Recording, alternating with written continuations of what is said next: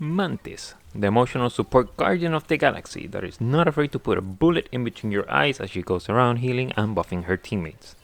Piss her off and she will shoot at you harder and maybe even knock you out before dropping you. She will then use her ultimate to help the team quickly rush what's left of the enemy team while keeping her team alive. And it is due to all that good stuff that today I'm going to explain how she works and how I play her on my journey through the ranks in competitive. So let's quickly go through her kit, shall we? We start with her passive, Nature's Favor. It gives her 4 life orbs that are used to cast some of her abilities, with the orbs taking 4 seconds to regenerate. Every time an orb is consumed, you get a passive self-healing of 12.5 HP per second for 8 seconds. You also get your movement speed increased to 7.5 meters per second when out of combat or at full health. It allows you to be slightly harder to hit while being faster, and being your lifeblood in combat as you use life force to keep your team alive. Her primary fire is Life Energy Blast. It deals 50 damage per shot, has no damage fall off, can deal headshot damage, and restores a life orb every time you land a headshot. This is what will sustain your life orb economies, so part of Mantis' skill expression is tied to how well you can land those headshots. It also places you on high ground cleanup duty, since the lack of damage fall-off enables you to deal constant damage to the likes of Iron Man and Storm. Natural Anger is a self-buff ability that grants Mantis 12% damage bonus for 8 seconds. This is the ability that makes it easier to bully other strategists that may want to mess with you, while also making it slightly easier to perform high ground cleanup duty. In a very similar fashion, Allied Inspiration makes use of a life orb to give a 12% damage boost for 8 seconds to a target ally. This ability allows your vanguards and duelists to have an easier time dropping enemies, especially if you buff duelists with high DPS, as the extra damage can pile up very quickly. Moon Knight and Wolverine are excellent choices in that regard. Then we got Healing Flower. Use a life orb to heal 55 HP, then give a passive healing of 20 HP for 8 seconds to a target ally. The healing might not be as potent as other strategies, but what it does allow you to do is to be more active during the fight while also helping your teammates stay in the fighting for a bit longer. A small note about how you will kinda run into the situation where you'll be trying to fish the right ally for Allied Inspiration and Healing Flower. Since you don't precisely control who you target, sometimes you're going to be rapid firing your abilities only to find out you ended up buffing the wrong person. Other times you'll even be jumping around like a maniac in order to get a slightly better angle to buff your teammates. Moving on, we got Spore Slumber.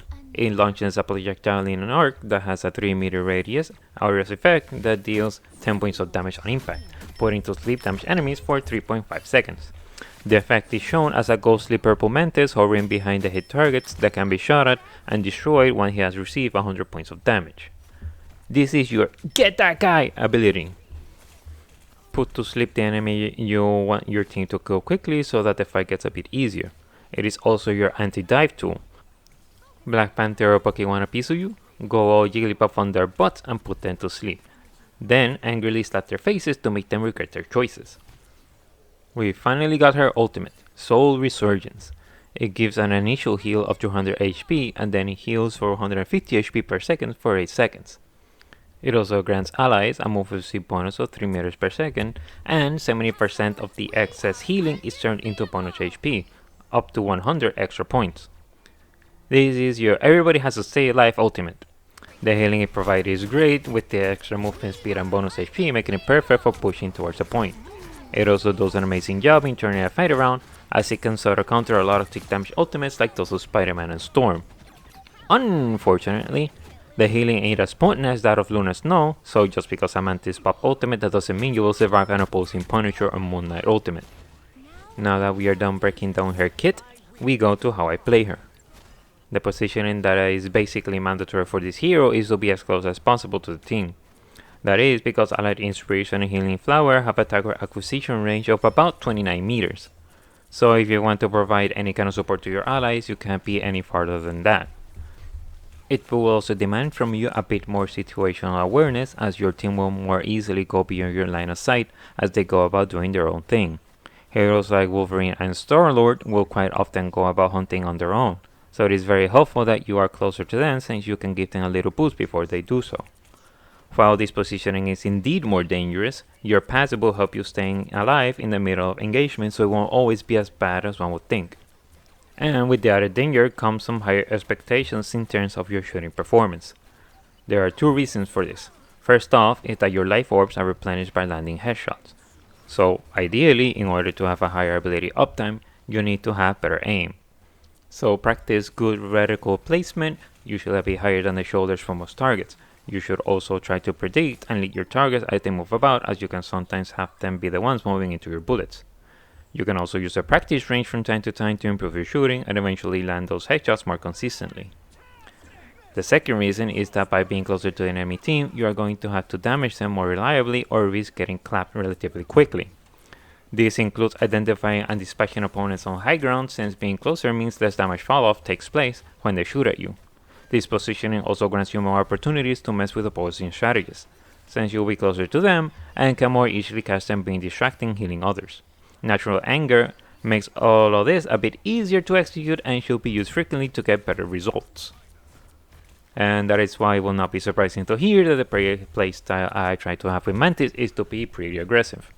Not only is your resource management tied to landing headshots, but are also forced to aid in fights more since your healing ain't so potent. It also incentivizes the constant use of Spore Slumber, since there's a lot of value in taking people out of the fight, especially if they happen to be a land-based duelist or a strategist.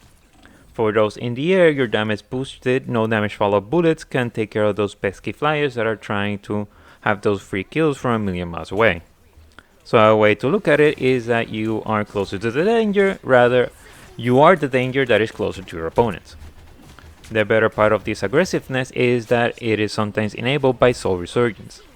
Not only will it make your team go faster, but the constant healing makes it so that they can more easily rush the enemy and make one or two picks before it runs out. That doesn't mean it can't be used defensively though, since it can absorb the damage dealt by some ultimates like those of Storm or Spider-Man. Not as easy to pull off, since the window opportunity to react can be kinda small sometimes, but it is awesome when you manage to get it. I will reiterate once again that it is one of the weaker healing ultimates, and as such, it won't help you survive against those that have enough DPS, like those of Moon Knight or the Punisher. So how defensively you can use Soul Resurgence will be determined by the team composition. And that is all I got for Mantis. I've enjoyed playing her mostly because I get to be more aggressive with my gameplay, as well as getting a lot of satisfaction in aiding my damage dealers do a better job. That almost continues as a sound cue when they are getting those kills is pure dopamine, and that is one of the things that makes playing Mantis so awesome. You also get to practice and flex your shooting skills, since they are high expectations and benefits for being accurate. Lastly, landing a knockout gas is awesome, and the better I get at landing that ability, the better I'll perform as a Mantis. So if you're looking for a more aggressive strategist, then Mantis is for you. Thank you all for watching. Like if you learned something from Mantis, subscribe and hit that bell button to know when the next video drops. Take care and see you next time.